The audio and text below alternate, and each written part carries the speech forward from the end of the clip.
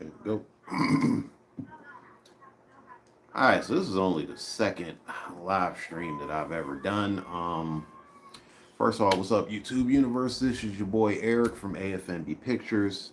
I want to talk about some things, stuff that I never really got into explaining. First things first, I want to explain the name of my channel, AFNB. AFNB is it's an acronym. I don't know if I'm saying that right, but AFNB stands for Always Forward, Never Back. It was a quote that I got from my mother a few years back when I had gotten like a really, I was just in a slump. I was in a really bad spot. I didn't know if I wanted to even continue to pursue filmmaking anymore. I didn't know what I wanted to do with my life. Did I want to just continue working regular 9 to 5s? Do I want to be a YouTuber? Do I want to do films? I had no idea. And my mindset was just always stuck in the past. All the mistakes I made, every single mistake that I ever made in my life, I just kept dwelling and dwelling and dwelling and dwelling on it. And my mom finally sat me down and she said, you know what? You so focused on the past that you're not even aware of all the opportunities that are like right in front of you. First off. So like that's where your focus needs to be. Forward, never back. Always forward, never back. Fast forward to 2023. Me and my buddy Matt Jefferson and a good friend of ours named Phil Sammons, R.I.P to him. You know, shout out to his wife Kayla, for letting us use your place to film what would have been his second film project. Phil was in A Wolf in Sheep's Clothing with us. This was the first film that Phil had ever done. And afterwards, Phil, after we had got done filming with everything, Phil had called me and he said, hey, I really had a good time working on Wolf with you. I would love to do this again. I would absolutely love to do it again. And I told him, okay, it's going to happen. It's going to happen. Years went by. I'm like, oh, and I kept putting it on the back burner. Phil kept messaging like, man, I'm ready to act. I'm ready to get back into it, man. Whenever you ready, man. Whenever you ready. I'm like, okay. So finally 2023 comes around. Actually, 2022 comes around. Phil messages me and he tells me about, because Phil went through a lot of illnesses. From having his foot amputated to health problems, what have you. And he messaged me and I'll never forget the message. Like he texted me on Facebook, messaged me on Facebook Messenger. I'm sorry, and he said, "You know what? I don't know what's gonna happen tomorrow. I don't know what's gonna happen next year, but my health is not in the best ways. So I would really, really love to work on another project with you guys. I really would love it. It would mean so much to me and my wife if you could do this for us." So this is where, I got serious. This is where shit got serious. So I started writing the script. I wrote a script called When the Man Comes Around. It was about a man who's on his last dying breath. He's got a few hours to live, and he gets a knock on his door from a man who turns out to be the angel of death. And he tells him, before you pass on to the next life, you have to make peace with the current life that you have now. That is what's most important. Because if not, your soul will forever dwell on this earth. Wrote the script, sent it to Phil. He absolutely loved it. Absolutely loved it. I got worried because I felt like, man, in a weird way, this script, it really hit close to home with him. And I didn't know at the time how serious his condition was. He read the script and he said, I absolutely love it. I cannot wait. Me and my wife are going over my lines. I cannot wait to start this film with you. I cannot wait. I'm so excited. I said, you know what? Me too, man. You had so much fun on Wolf, and I can tell that you are legit serious about this. So let's get it. Okay. First night of filming went absolutely brilliant. Absolutely brilliant. I mean, Phil knocked it out of the park. You know, you could ask Matt Jefferson. Matt will tell you the same thing. His wife will tell you the same thing. Phil was absolutely amazing. Second night, absolutely amazing. Absolutely. He did such a good job. I was so excited and I was so happy that he was happy doing something that he loved to do. A couple days after the second shoot, Phil gets rushed to the hospital. None of us saw what happened next. None of us saw this coming. He had to get his toe amputated. And we're thinking, okay, that's no problem. Just, a couple months or so to recover, and he'll be back home, and hopefully all this stuff, all the health issues and everything, it'll be over with.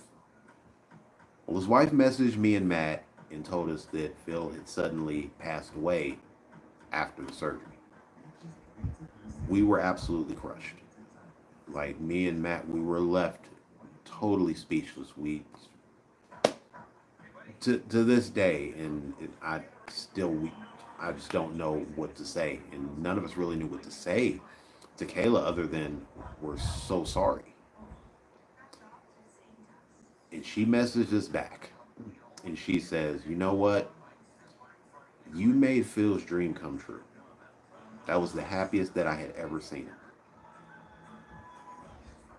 Now, going back to AFNB and how it's connected to Phil, how it's connected to my mom, there is a line in the screenplay for When the Man Comes Around where his father tells him, no matter what you go through in this world, always forward, never back.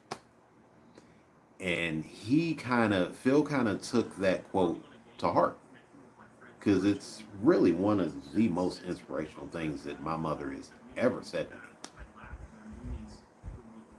Before my production company was called AFNB Pictures, it was originally called Welfare Budget Productions.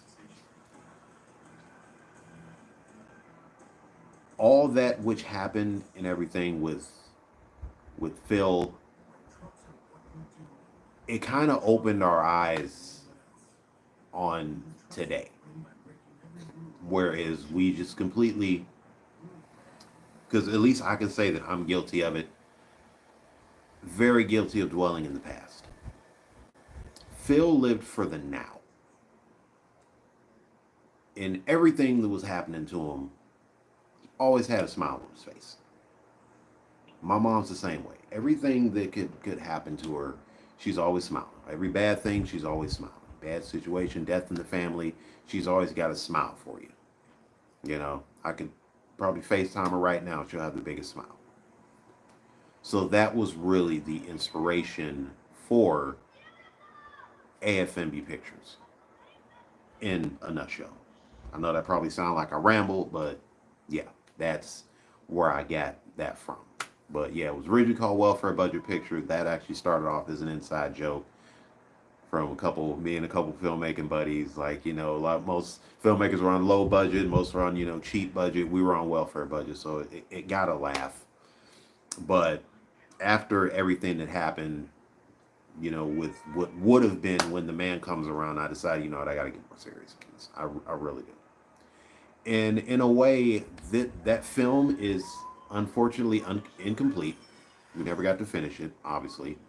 But it really brought back my motivation to get behind the camera again.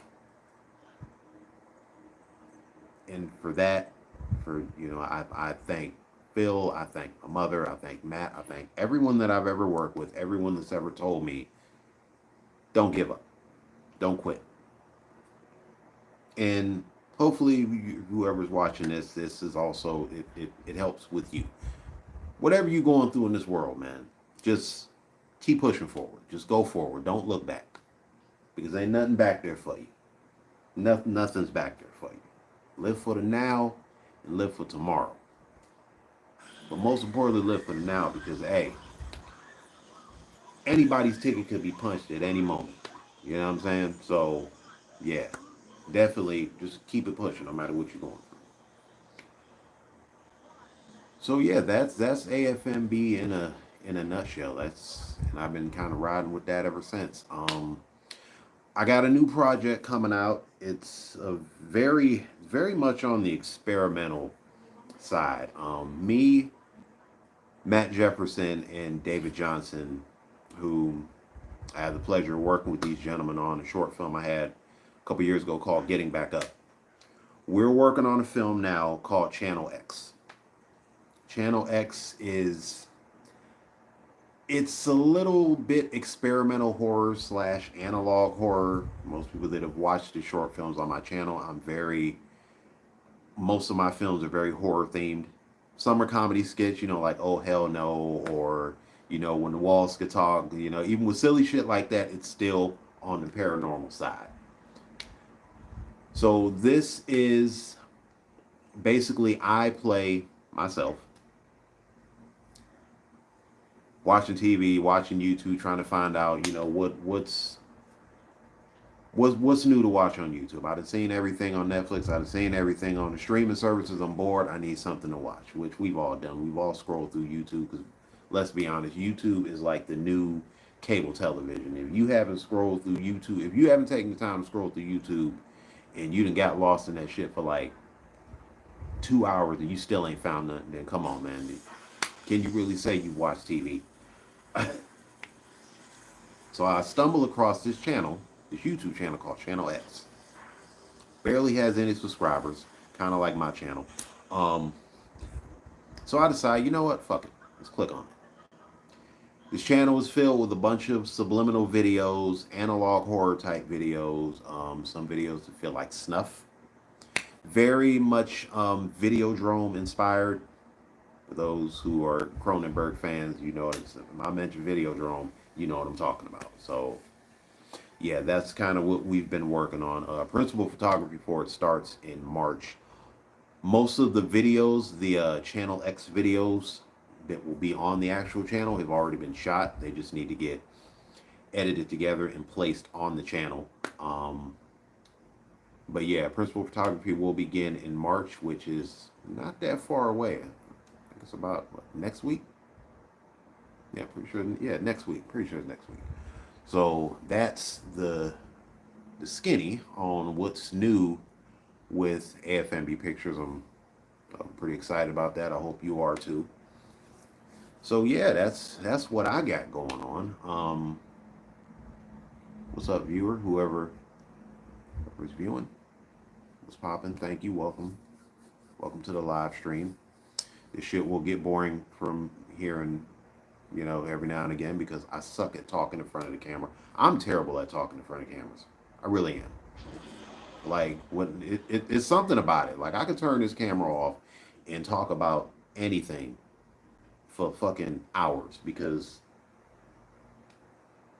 well, I talk to myself for hours anyway because I'm fucking weird like that. But yeah, so that's what's going on in my world. Let's talk about what's going on in the actual real world. Oh yeah, I got back into watching wrestling again. And I really did not think anything would pique my interest in professional wrestling again. But recently I watched the Royal Rumble. I watched the 2024 Royal Rumble last month. And this storyline with this Cody Rhodes and Roman Reigns and Seth Rollins shit, hey, I'm not gonna lie, this is some of the best storytelling that I've seen in wrestling in a very long time, and they are really, they know what they're doing. At least it seems like they know what they're doing. Like bringing The Rock back, I was kind of worried about it. Like, oh shit, man, is this dude gonna fucking pull a Black Adam and steal the spotlight again? I was a Rock fan. I've always been a Rock fan, but my guy was Stone Cold. I was always a Stone Cold fan. That was my dude. Whenever they fought, it didn't matter if Austin was the face or Rock was the face. I didn't care. I wanted Austin to win. because Austin was the one wrestler that company could never bury. They could never bury Stone Cold Steve Austin, and they tried. Even with that dumbass feud he had with Booker T, they tried so hard to bury Stone Cold Steve Austin, and it just did not work. And it's to this day, man. I was watching, even when I was watching like the kickoff show and the press conference, folks was still doing the what chants, nigga. Bro, how old is that fucking what chant? What, 2001? Come on, man, and that's still trending. Man, get the fuck out of here, man. You can't touch that, man. I know there's some Hulkamaniacs over there, but honestly, I put Austin over Hogan. I'll fight a motherfucker for that. I really will. I don't care. I put Stone Cold over Hulk Hogan any day of the week. I'm sorry. I that's just me. I'll put him over a lot of people. You know what I'm saying? So, but yeah, man, they on their shit. They really are on their shit with this storyline. Like I said, the Royal Rumble was the first pay-per-view full that I watched since 2018. 2018 was like the year that like I just stopped watching. Like I still catch the highlights, but I stopped watching, especially after the whole Roman Reigns and John Cena thing and them not wanting to turn Roman Reigns heel. I find it funny that it took COVID. 2020, Roman Reigns finally turns heel. I'm like, oh, that's great. When we got the COVID lockdown and ain't nobody in the arena. But hey, it worked. This tribal chief thing, I'm loving it. I really am. I'm really loving it. Like I said, like I had a prediction. If you watch my YouTube shorts, I had a prediction about how it's gonna end. I think, and I could be wrong. I'm hoping I'm not wrong because this would make for a great story. I think that Cody's obviously gonna win at WrestleMania. They'd be stupid if they had Roman beat him again. They would be dumb for that. Cody's probably gonna win, and it's seeming like because a lot of people are saying that The Rock is gonna double cross Roman Reigns at WrestleMania. Like that's what he whispered in Cody Rhodes' ears. Like, hey, nigga, I got your back. When WrestleMania happens, I'm gonna pull the turncoat. Bam, pull the trigger. He's out. Whatever happens there, I think that The Rock is going to face Roman Reigns at SummerSlam. They're setting up for a SummerSlam match between The Rock and Roman Reigns. I could be wrong. I'm really hoping I'm not. Because what better spot? A lot of people are saying, well, why don't they just have him wrestle at WrestleMania? Bro, Rock is like 50-something years old. And I saw that clip when he came back the first time before the Rumble and, talking about I'm going to sit at the head of the table and he hit that people's elbow. Bro, my man was gassed. That nigga was huffing and puffing.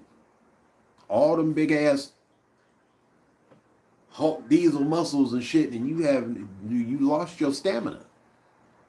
Which is what happens with most people that get big and jacked like that, man. They leave cardio out of the picture. You cannot leave cardio out of the picture, man. It don't matter how big you get. Come on, man. You got to get at least a good 20, 30 minutes on the treadmill or something. Get you the Stairmaster, whatever. Run. Do you some drills, whatever, some tumbles, whatever the fuck you got to do. But, yeah, SummerSlam, I feel, will be better for The Rock because at least it gives him time to train. Like, wrestling train, not like, just hit the gym and all that shit. Nah, he already got that in the bag. Like, you gotta go. This is a match that fans have really been wanting. They've been wanting this shit since 2018 when Roman was still a face and they wanted The Rock to come back and whoop his ass. So yeah, I think that's what's gonna turn out with at SummerSlam like that, and it would make it for a good SummerSlam main event. SummerSlam's always been one of those slept on pay-per-views. Like I don't know why people sleep on SummerSlam. Some of the best matches have been at SummerSlam. Man. Undertaker and Austin. Probably the greatest SummerSlam main event of all time, which is Bret Hart and the British Bulldog at the 92 SummerSlam at Wembley Stadium. Best SummerSlam main event. I don't give a fuck what anybody said. You can say whatever you want. And you could say freaking Hulk Hogan and Shawn Michaels. That was a good one. It don't matter. No. Bret Hart and the British Bulldog for the Intercontinental Championship at the 92 SummerSlam was the greatest SummerSlam main event. It was the greatest SummerSlam of all time. Of all time. And this is coming from an Attitude Era fan. Okay? Attitude Era was my shit, but I will say, golden era of wrestling, yeah. it was still where it was at. Because to me, the GOAT, the true GOAT of pro wrestling is Macho Man Randy Savage. Macho Man was the true GOAT of professional wrestling. He never got to shine as bright as he should have. Never got to shine as bright as he should have. But yeah, man, dude, get some better SummerSlam matches, dude. Like come on, man, that's your secondary. Sometimes the secondary pay-per-view is better than the main one. How many times has Survivor Series been better than Mania? How many times has the Royal Rumble been better than Mania? Mania is just the biggest because, of course, like that's where Hogan slammed Andre and Stone Cold showcase of the Immortals. I get it, but you got other pay-per-views. Like you can't sleep on these other big ones. I mean, some of us used to live for those 8-man Survivor Series tag matches. Some of us used to live for, hey, who's Stone Cold gonna face at SummerSlam, man? What's gonna happen at SummerSlam, man? I still live for that shit. So if you can give me a good SummerSlam, hell yeah. Yeah. For those that are just tuning in, I went from movie talk to Wrestle Talk, but you'll see it all on the full live. But yeah, man, WWE's definitely looking better. And it's crazy that it took Vince McMahon. I said it before, and I'll say it again. It took Vince McMahon leaving the picture to, get this shit going. Now, I don't know how true the allegations are with Vince, but most of them probably are, because anybody knows Vince was a fucking weirdo. Let's not forget. Vince, this was the same dude that pitched the storyline to his daughter about, hey, babe, guess what, Stephanie? How about, I know you're pregnant, right? But what if the baby is mine? Oh no, that's nasty. No, well, what if the baby's changed? Well, let's do some incest stuff. This nigga was weird, man. First of all, why the fuck you pitch that to your daughter? I mean, Vince has had some strange ass storylines of wrestling, and you could tell because we always say this shit had Vince written all over it. Remember when Hornswoggle was his kid? I remember this dumbass shit. Like all of it. Shelton Benjamin's mama, who, if you know stand-up comedy, Thea, the stand-up comedian, played Shelton Benjamin's mom. Like, why the fuck was a big black chick walking with Shelton Benjamin to the ring? Like, Shelton Benjamin doesn't need a manager. He was good on his own. But I'm digressing. But yeah, man, it's definitely looking better. I'm digging the whole Seth Rollins thing too. It sucks that we won't get Rollins and Punk, but who knows? I mean, it's looking like it. This dude might come out of nowhere and say, "Hey, I can wrestle." I mean, my personal feelings towards all this: if Punk can't do it at Mania, then the next guy to do it should be Drew McIntyre. Drew McIntyre has proven himself time and time again, and he looks pretty good with that belt around his waist. I mean, yes, he won it during COVID, but still, hey, look good on him, and he's a great heel. So put the belt on him. I say put the belt on him. I mean, I've said this several times. The one thing that could add value to that belt, because even at the kickoff show, Roman called it a second place participation trophy. I will slightly agree because it's an inaugural championship. That belt needs value to it. And what better way to add value to a championship than to have a heel win it? Because everyone's going to be vouching to see this heel get his mouth shut. They want to see that. They're going to pay to see that. How many people back in the day paid to see Muhammad Ali get his ass whooped? It very seldom happened. But still, he was a heel. Technically, if Ali was a wrestler, he would have been a heel. And fun fact, Ali kind of got his gimmick from a wrestler, Gorgeous George. He told Muhammad Ali, you know what? People will pay good money to see somebody whoop your ass. Paved the way for that man. Paved the way for that man. He was talking shit ever since. It worked. Put the belt on a heel, man. Give the heel that belt and have Drew run through everybody. Do what Rhea Ripley is doing now and just have this motherfucker just run through everybody on the roster. You know what I mean? And then whoever the next face is, like secondary face, have him fight at next year's Mania. Come on, man. This shit, it's etched in stone, man. It don't take a rocket scientist to figure that shit out. But, hey, What do I know? I'm not on the board of directors. I ain't no writer. Well, I am a writer, but I'm not a wrestling writer. I know some wrestling writers who will probably agree with me.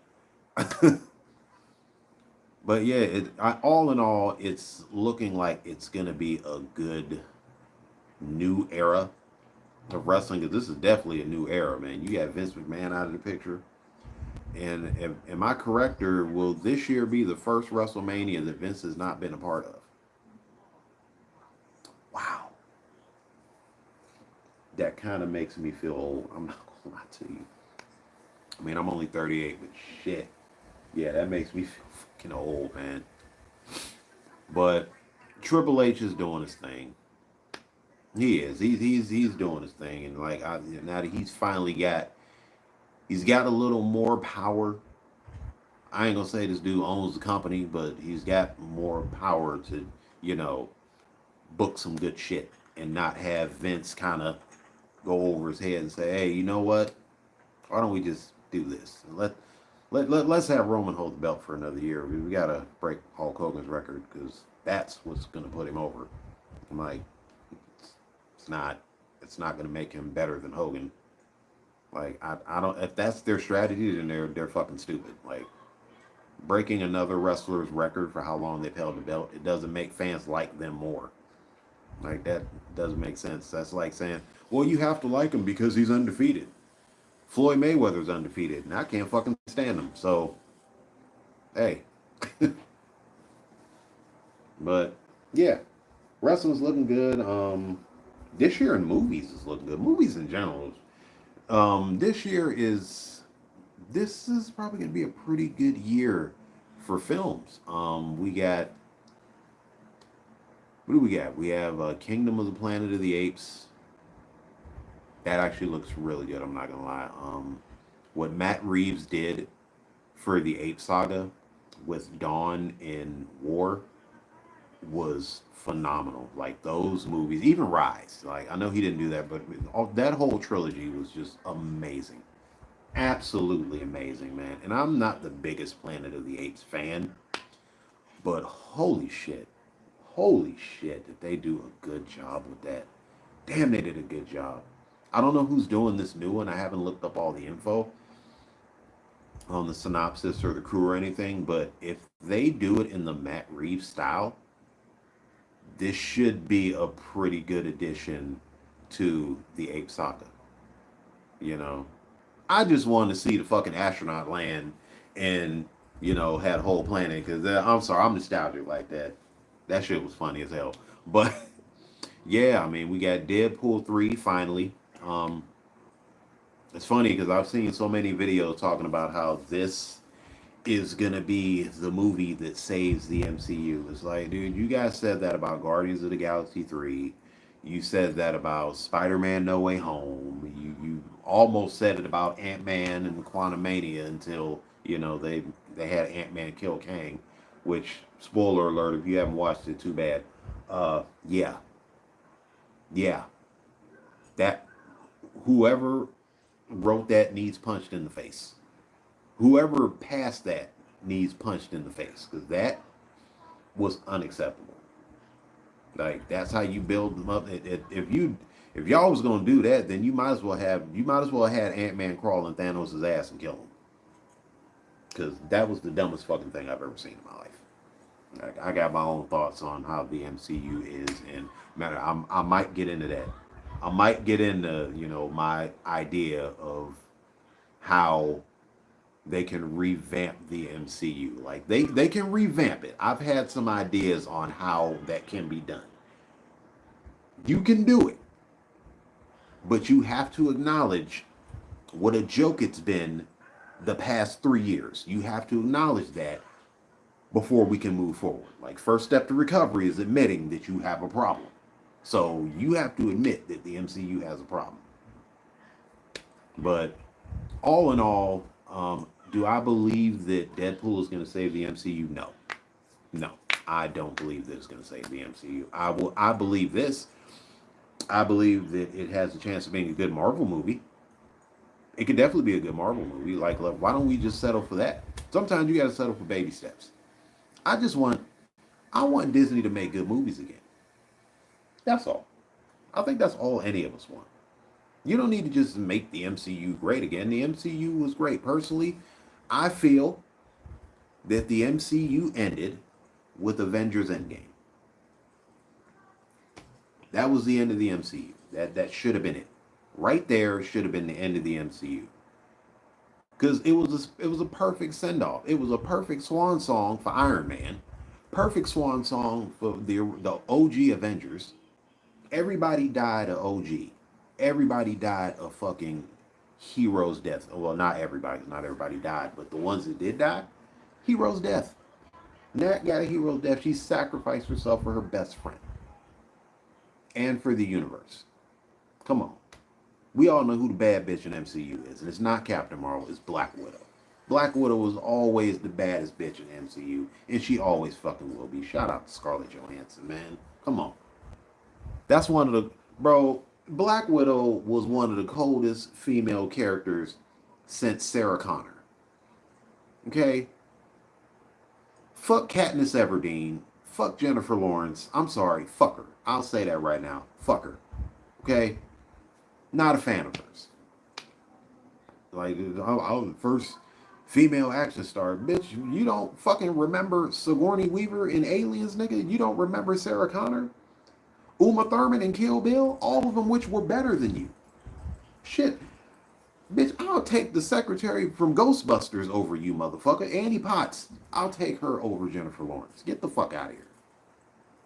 Like, that whole first this, like, bruh, this, and that's another thing that's been killing films, is this whole fucking woke agenda. Every film that's, like, trying to be blockbuster, they feel that that's the way to appeal to the audience. Let's make it woke. We gotta make it woke.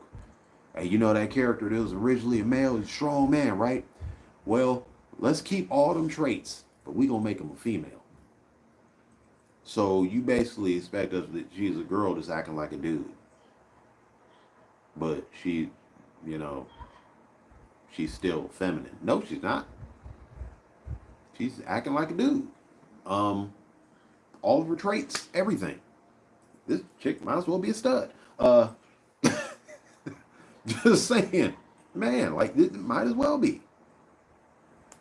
But yeah, like, everything is woke. We gotta have the first female trans superhero with dreadlocks. It's like, what, everything got to be the first. Like, just because it's the first doesn't mean it's the best. The first is not always the best. In fact, the first is very seldom the best. Okay? What was the first summer blockbuster? Jaws? Was it the best summer blockbuster? No. What was the best summer blockbuster in my opinion? Independence Day. So, first ain't always the best. How about instead of preaching to your audience about what they should watch, well, you should like this because it has a strong message towards, you know, girls that prove that women can do what men can do. Because every time I hear that shit, I hear that. Remember that song that we all had to sing choir, that everything you can do, I can do better?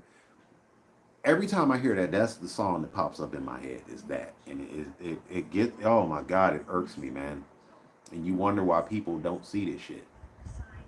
And now we're in this era where the fans are being blamed. The fans are being blamed for a movie being garbage. You blaming the fans for a woke, preachy piece of shit film that didn't do good in the box office, but it's the fans' fault. I really would like to understand how that's logical, because that is just, I don't get it. I honestly don't understand it. That makes no sense at all. But in their eyes, yes. I mean, despite the fact that these companies are losing money, Disney, I'm not going to say they're going to go bankrupt. That'll probably never happen. I don't think Disney will ever go bankrupt. I mean, that company's got so much fuck you money that it's ridiculous. I mean, you don't know what fuck you money is. It's money that you can wipe your ass with this dollar bill and you'll be fine a minute from now, because you'll never go broke. You just have money to just toss. You're just tossing it. Disney's always been that. Disney's never going to lose money, no matter how shitty their product is, no matter how many shitty Star Wars movies that they bring out, or how many more Marvel movies. Like, there's going to be somebody out there that's eating it up. Whether you want to call them trolls or plants or whatever, like they're eating that up still. But yeah, I really feel that we just need to go back to entertaining the fans. You know, sometimes if it ain't broke, don't fix it. So many filmmakers have remained consistent. Consistent. It doesn't matter if they do a film in a different genre. They're consistent with their style.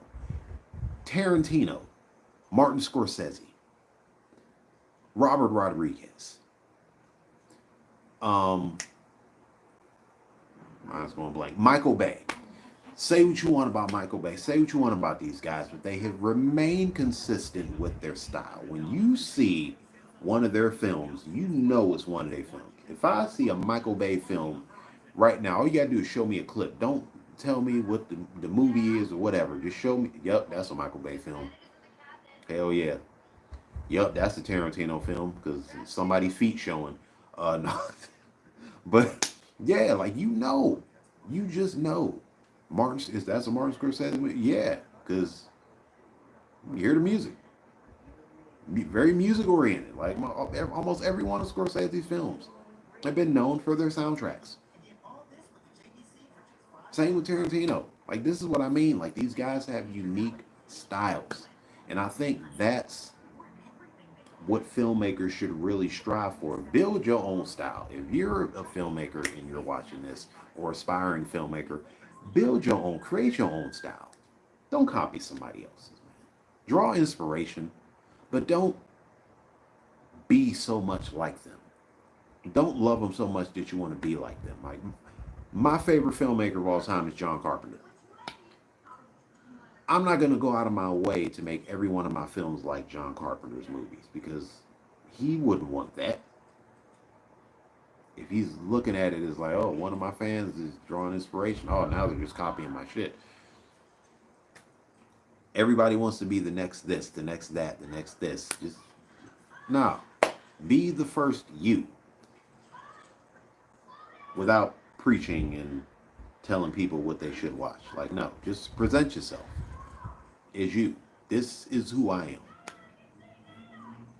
I mean, hell, that's how I've been with my projects. You know, like some people have seen them, some haven't. And for those that have seen them, I haven't had a lot of bad complaints or anything. You know, constructive criticism, yeah, but still, I'm not preaching to nobody, man. My channel is to entertain. I love entertaining people, whether it's making you laugh or scaring you or whatever. I just like to entertain people. You know, that's all. So if we can go back to that, and I'm speaking to the filmmaking community, if we can just go back to that, let's go back to just entertaining the people. Because that's what they want. They don't want woke. They don't want agenda driven. They don't want a message. They don't want, they don't want to be told what they like. They know what they like. So let's give it to them. If your audience likes horror, give them horror. If your audience likes comedy, give it to them. Consistency, man. If it works for you, keep it pushing, Playboy. That's all. But yeah, that was my little rant, I guess you could say. Like that's been on my mind for a long time. Yeah, that's just entertaining people. That's all you gotta do. Yeah. So, like I said, I told you I'm gonna be doing a lot of that. I'm so awkward with this shit. What was I gonna say? Oh yeah. I recently won my first film award. Those who've been keeping up with my channel, I released a short film back in November called Where Am I? It was a micro short film, about 2 minutes and 15 seconds, I think. Last month I entered it into the New Jersey Film Awards, and it won for Best Micro Short. So I'm very I feel like I kind of, in a way, I needed that. You know, my films have been accepted. The Bathroom got accepted in the anthology. You know, shout out to Anthology Horror Film Festival. Um, hey, yo, what up? What up, player? What's going on, man? Um, yeah, so I was very happy about that. I called my mom and told her, yes, I'm a mama's boy. Don't hate on you, boy.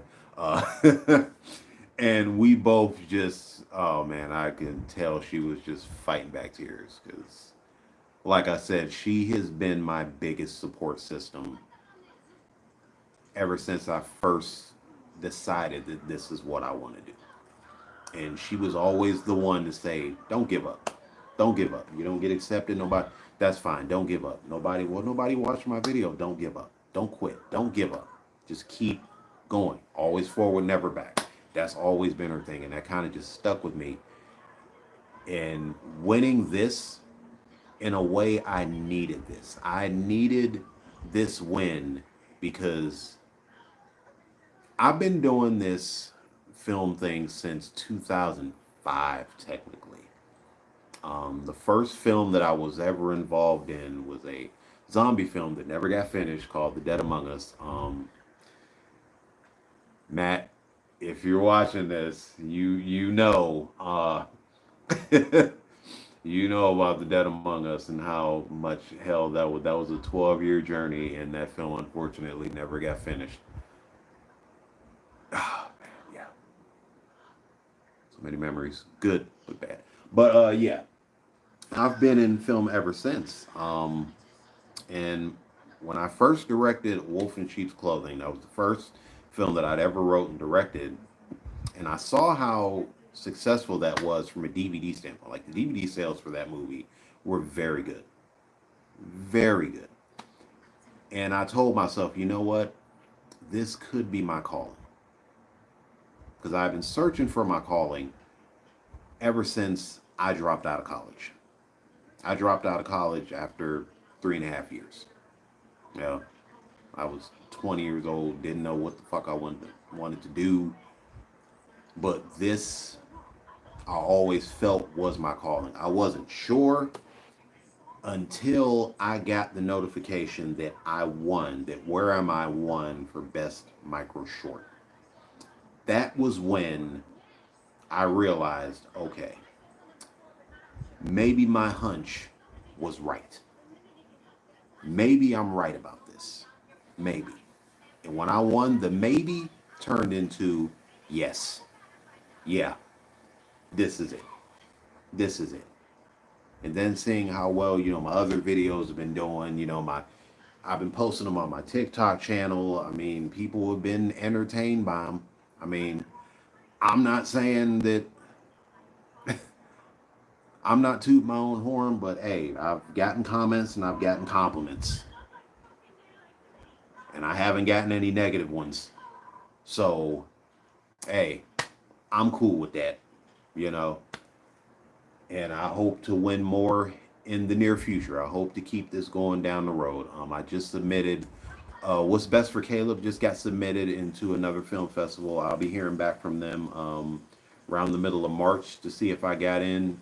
If so, cool. If not, hey, there's always another one. That's the thing about these film festivals. There's so many of them. There's so many film festivals. Um, Shout out to Richard Russell from Dark Heart Productions from, for forgive me, sending me the link to the website. It's a website called Film Freeway. Film Freeway is, you can get a free membership, and it basically gives you a list of all the film festivals that are going on everywhere. Every film festival everywhere, from the submission fees to the premiere dates to the notification dates to what their focus is. So if your focus is drama, they have art festivals. If your focus is music videos, they have festivals for music videos. They have festivals for everything. And I didn't know that until he told me. So Richard, thank you, man. I appreciate it. Uh, but yeah, that winning that was really I needed that. Like I said, I really did, because now that I know, yes, there is a chance that I can get serious and pursue this. I mean, obviously, I didn't quit my job as soon as I won my award. Fuck that, man. I still got bills to pay. I'm not getting paid for any of this shit. I'm not getting paid for doing this. And I only got one or two people watching. I'm not getting paid for this shit. I got 1,000 subscribers on this thing, and it'll be a while before I get monetized. So I'm not leaving a steady income job anytime soon. And I don't urge anybody to do it. It doesn't matter if you get that little win. Hey, stay paid, because that matters, man.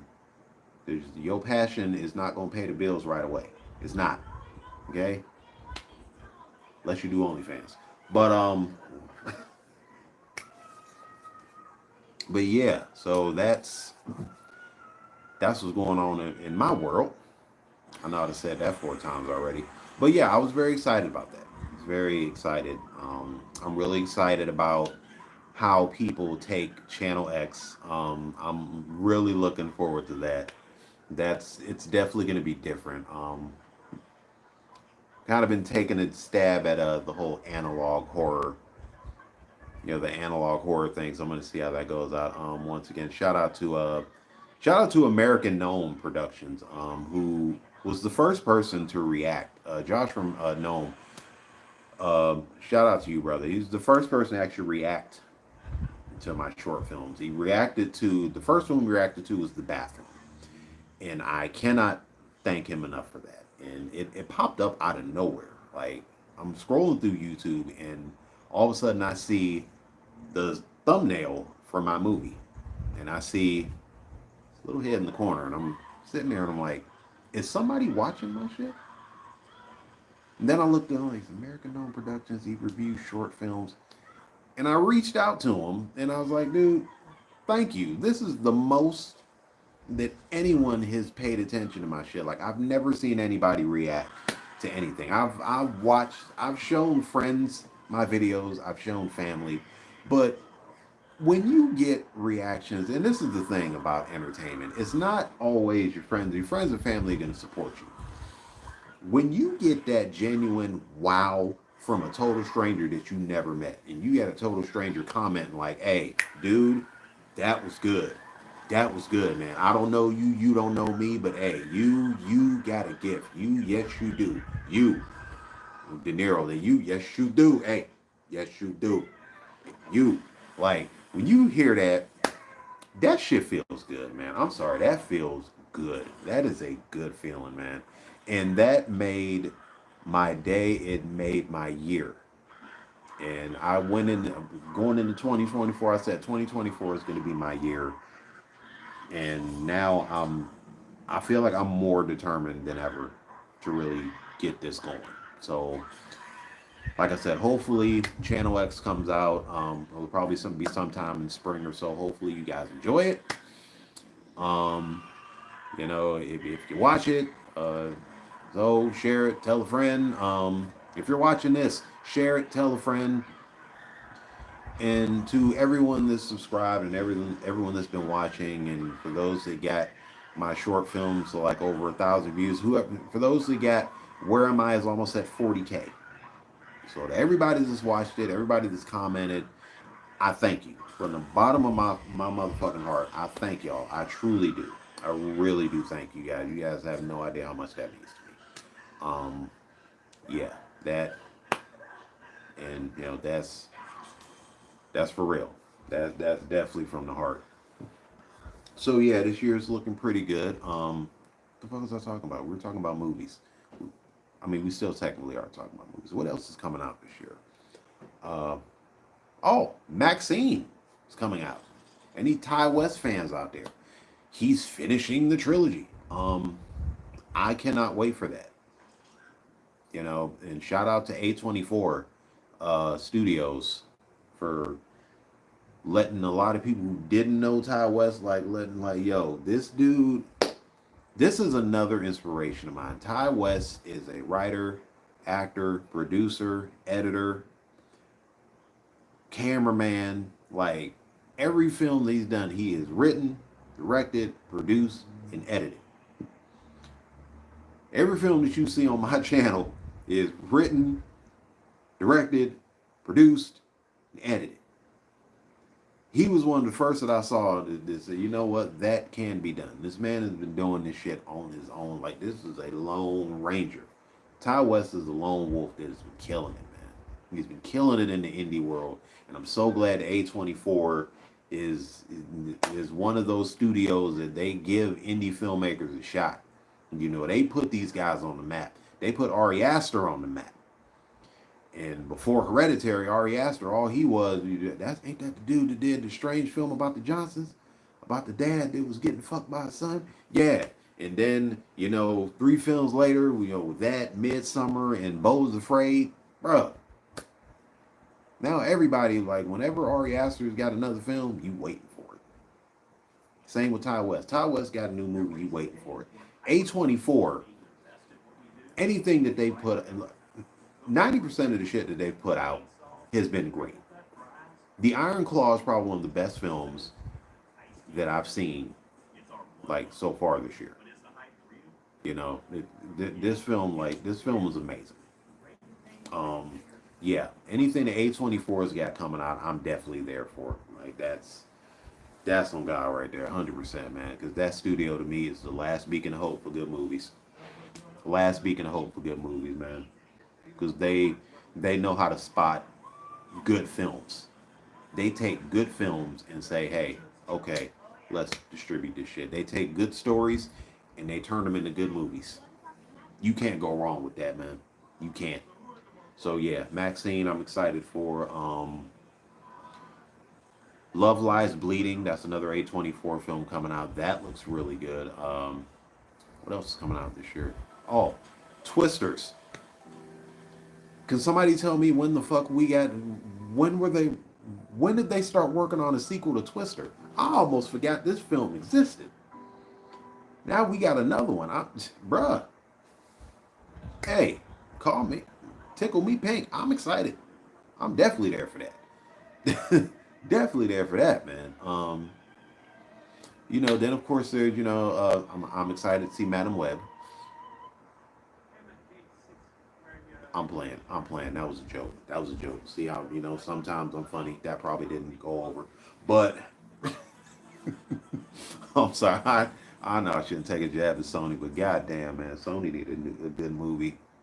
Man, they need a good movie. Like, I need a new pair of drawers that ain't got holes in them. But shit, man, I've seen the reviews on this movie. God damn. I don't know why they thought this shit was gonna work. Yeah, superhero movies. Superhero movies, man. Are they dwindling? Is that the sign? Is that the sign that we're just getting bored, or they're just running out of ideas for superhero movies? Is that it? Because the past few just come out have been kind of, maybe that's just it. Maybe we have reached that superhero fatigue. I mean, come on. Y'all already got rid of the Snyderverse, so there's no hopes for a Justice League 2. There's no hope for, Man of Tomorrow. There's none of that. Y'all got rid of Henry Cavill. The James Gunn wants to start young and basically do a movie version of Smallville. So that's great. I mean, I like James Gunn, but I don't feel this is a good decision. I could be wrong. Superman Legacy might be a good movie. Who knows? I could be wrong. But I don't think that I'm wrong. I don't think this movie's gonna be good. Because come on, this motherfucker really thought Blue Beetle was gonna be good, and look at that. They thought The Flash was gonna be a hit, and well, look at that. Look what happened with that. Same with Aquaman. Look what happened with that. Like, dude, come on. Every like, I'm starting to not believe somebody when they say this movie's gonna be the biggest. It's gonna be the best. It's gonna be the best. Like, no, I don't say that about anything that I put out. All I can say is, nigga, I hope you like it. Now, here it is. That's it. If you watch it, cool. If not, all right, whatever, man. I'll try again next year. Yeah, they put too much hype into this shit, and when it's not good and they don't get back what they put in, come on. There you are sitting there with egg on your face. Now you look stupid. You pumped all that hot air, and you gave us nothing. That's another thing that studios need to stop doing. Back on what studios are doing wrong. Yeah, they need to stop that. Um, like they're pumping on this is gonna be the biggest film of the year. Let me tell y'all what here's the two biggest films of 2023.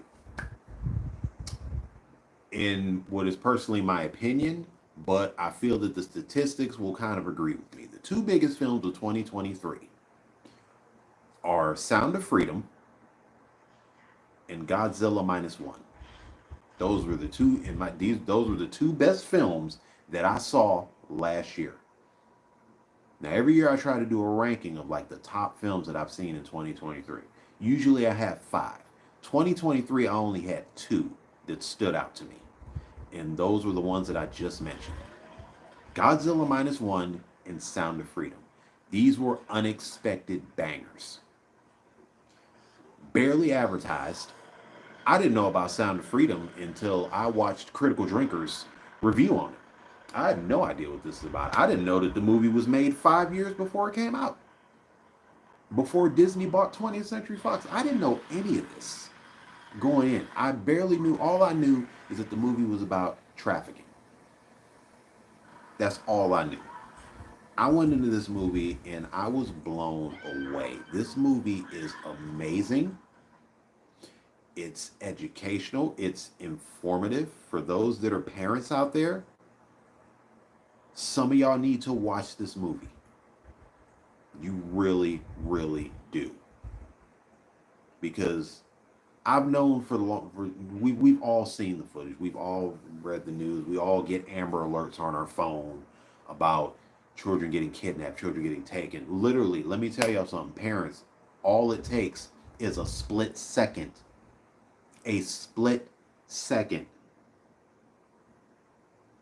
And your kid's gone. I hate to put that image in your head, but parents need to have that image in the back of their head next time they're with their kid at the supermarket. Keep your eyes, parents, please keep your eyes on your children. Protect your kids at all costs. Keep your eyes on your kids, man. That's all. Just do that. You know, and this film is an example like how you should definitely keep your eyes on your children. And shout out to Tim Ballard, because this film is based off of him. It's based off of a true story. This is what he did to save these kids. Like, this man is a fucking hero, man. You know, and he's a freaking international hero that I've never heard of until I watched this film. So yeah, that film blew my mind. Godzilla Minus One, nobody saw this coming. Come on, man. My Godzilla heads that we did not see this shit coming. Dude, this movie had no business being this good. I've never raved this much about Godzilla. The last time I raved this much about Godzilla was when the Bryan Cranston Godzilla came out in 2014. I was like, oh shit, this shit is fire. This man, dude, I jumped out my seat. I laughed. I cried. I cried hard. I've never cried through a Godzilla movie, but god damn, did I get emotional in this film. Godzilla, when you watch Godzilla movie, all you want to see is the monsters fight. You don't care about the people. I cared about the people. Dude, this was social commentary 101. If you're an aspiring filmmaker and you want to learn about social commentary, this is one of the movies to watch. You know, this along with George A. Romero's entire film career.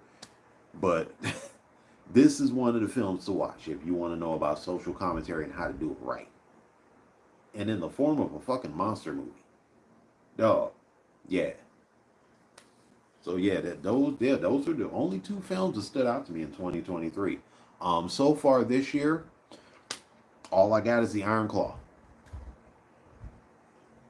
Actually, no, I take that back. There is a film on Netflix called The Killer.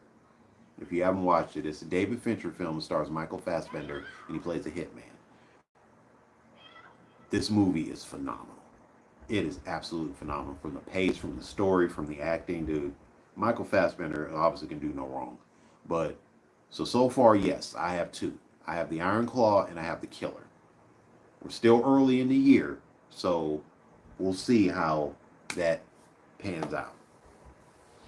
But like I said, if you're tuning in, I'm ranting. I'm just going on tangents. This is basically just, you know, table talk without Jada. But yeah, um, should we talk about her? Should I talk about her? Nah, I'm not gonna talk about. Nah, fuck that. I'm not giving that bitch my breath. I can't, man. Cause I got too many personal issues on Jada. So with the whole Will Smith thing and how Will Smith is like, I don't know how this chick turned Will Smith into a co-star in his own life. Uh, Shout out to Will Smith for keeping your head up, though. Seriously, man, I will be a Will Smith fan till the wheels fall off the bus. I don't care what they say. You know, smack whoever the fuck you want. I mean, come on, let's be honest. Were we all really that mad that he slapped Chris Rock? I wasn't. I'm sorry, I was never a Chris Rock fan. Am I saying he deserved it? No. But was I upset? No. But that, and plus, I don't get that invested in celebrities' personal lives, man. I don't. Like, it's art. You got to know how to separate the artist from the man.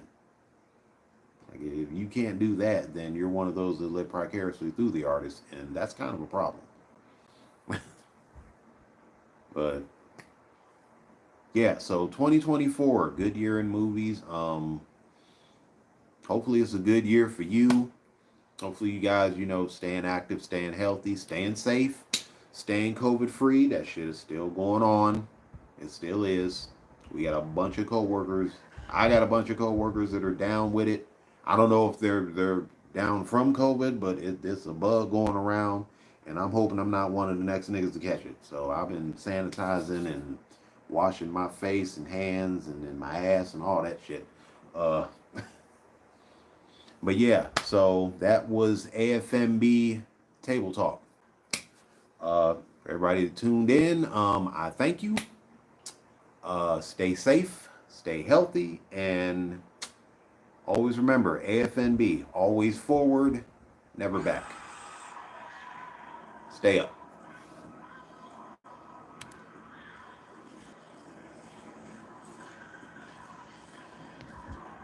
If I can sign off. Yeah. Outtake. Outtake. Outtake. Nope. All right, peace.